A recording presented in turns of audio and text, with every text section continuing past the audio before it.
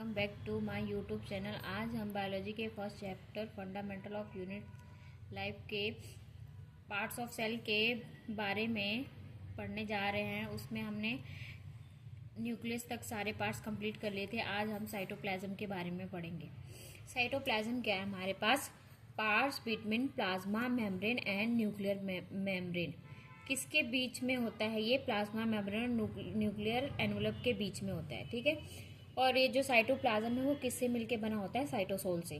Cytosol क्या होता है? हमारे पास aqueous ground substance of cytoplasm. Aqueous क्या होता है? लिक्विड पार्ट होता है, वाटर ग्राउंड सब्सटेंस होता है साइटोप्लाज्म का। Cell organelle are present in cytosol. Cytosol में क्या प्रेजेंट होती हैं? सेल ऑर्गेनेली, जो क्या काम करती हैं? रेस्पिरेशन, डाइजेशन, ये सारे क्या फंक्शन परफॉर्म करती हैं। मान लो हमारे पास एक क्या है, सिंपल सा सेल है, ठीक है।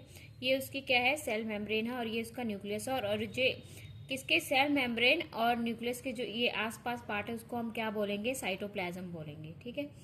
उसके बाद हम करेंगे types of cells. Types of cells में हमारे पास 2 टाइप्स ऑफ सेल्स होते हैं। एक होता है प्रोकैरियोटिक सेल, दूसरा होता है हमारे पास यूकैरियोटिक सेल। प्रोकैरियोटिक सेल को क्या बोलते हैं हम? प्रिमिटिव टाइप, मतलब पुराने टाइप।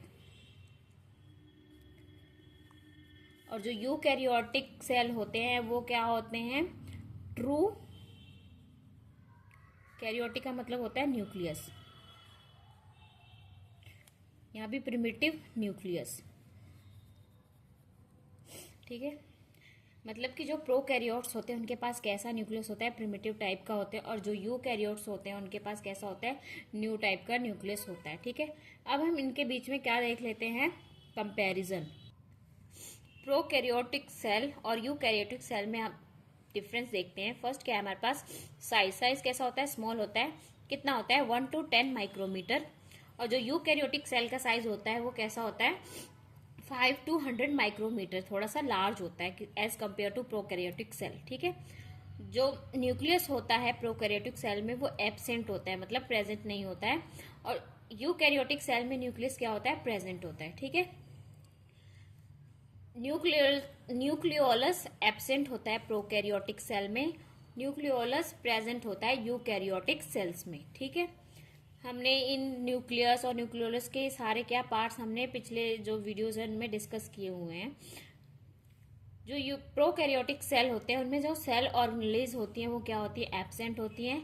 और यूकैरियोटिक सेल में जो सेल ऑर्गेनेल्स होती हैं वो प्रेजेंट होती है। हमारे पास सेल ऑर्गेनेल कैसे होते हैं? जैसे माइटोकॉन्ड्रिया हो गया, लाइसोसोम हो गया, वैक्यूल हो गया, क्लोरोप्लास्ट हो गया, ये अलग अलग क्या है हमारे पास? सेल ऑर्गेनेल्स है, ठीक है। प्रोकैरियोटिक सेल में जो क्रोमोसोम होता है वो कैसा होता है? सिंगल होता है। और वहीं यूकैरियोटिक सेल में जो क्रोमोसोम होता है मोर देन 1 होता है, मतलब एक से ज्यादा होता है। पढ़ेंगे सेल ऑर्गेनेल्स के बारे में। सेल ऑर्गेनेल्स क्या होती है? मेम्ब्रेन बाउंड ऑर्गेनेल्स होती है, मतलब मेम्ब्रेन बाउंड होती है, जैसे कि आउटर मेम्ब्रेन होगी, इनर मेम्ब्रेन होगी, ठीक है। Present to support complex activity of cell. क्या सपोर्ट करती हैं? एक्टिविटी जो होती है सेल में, कॉम्प्लेक्स से कॉम्प्लेक्स एक्टिविटी को करने में हेल्प करती हैं ये। Different types of cell organelles के बारे में हम पढ़ेंगे इसमें। फर्स्ट हमारे पास सेल ऑर्गेनेल्स है हमारे पास वैक्यूल, ठीक है। वैक्यूल्स क्या होता है? मेम्ब्रेन बाउंड, ये भी क्या है? मेम्ब्रेन है, लेकिन कैसी है? सिंगल है, मतलब सिर्फ सिंगल होगी, डबल नहीं होगी। सॉलिड और लिक्विड फील्ड, इनके बीच में क्या भरा होता है? सॉलिड और लिक्विड भरा होता है। स्टोरेज सेक लाइक, इनमें क्या स्टोर होता है? फूड होते हैं, ग्रेन्यूल्स होते हैं, ये क्या सारे स्टोर होते हैं इनके बीच में। अब हम वैक्यूल्स को दोनों सेल में पढ़ेंगे हम, एनिमल सेल में और प्लांट सेल में, ठीक है। Vacuoles in animal cell, vacuoles in plant cell. Vacuoles in animal cell क्या होता है? स्मॉल होता है। वैक्यूल्स इन प्लांट सेल कैसा होता है? लार्ज होता है और डिस्टिंक्ट होता है, ठीक है। जो वैक्यूल होता है एनिमल सेल में कैसा होता है? टेम्पररी होता है। और जो प्लांट सेल में वैक्यूल होता है वो कैसा होता है? परमानेंट होता है। एनिमल सेल जो वैक्यूल होते हैं वो क्या स्टोर करते हैं? ग्लूकोज, ग्लाइकोजन और प्रोटीन। और जो वैक्यूल होते हैं प्लांट सेल में वो क्या स्टोर करते हैं? सेल शेप में। जो वैक्यूल होते हैं प्लांट सेल में, plant cell vacuole provide turgidity and rigidity, वो क्या प्रोवाइड करते हैं, टर्जिडिटी प्रोवाइड करते हैं और रिजिडिटी। सेंट्रल वैक्यूल जो कुछ प्लांट के होते हैं वो क्या एक्यूपाई करते हैं, 50 to 90% सेल वॉल्यूम एक्यूपाई करते हैं। जो हमारा ये सेल स्वैप है वो क्या कंसिस्ट करता है, अमाइनो एसिड होता है, उसमें शुगर होता है, ऑर्गेनिक एसिड होता है, ठीक है। अब देखो मैंने ये आपको समझाया हुआ है इन डायग्राम के हेल्प से वैक्यूल्स के बारे में। ये हमारे पास क्या है, एनिमल सेल, ये हमारे पास क्या है, प्लांट सेल। इसमें जो देखो ये हमारा वैक्यूल है वो क्या है, इसने प्लांट सेल में ज़्यादा क्या स्पेस को एक्यूपाई किया हुआ है, ठीक है।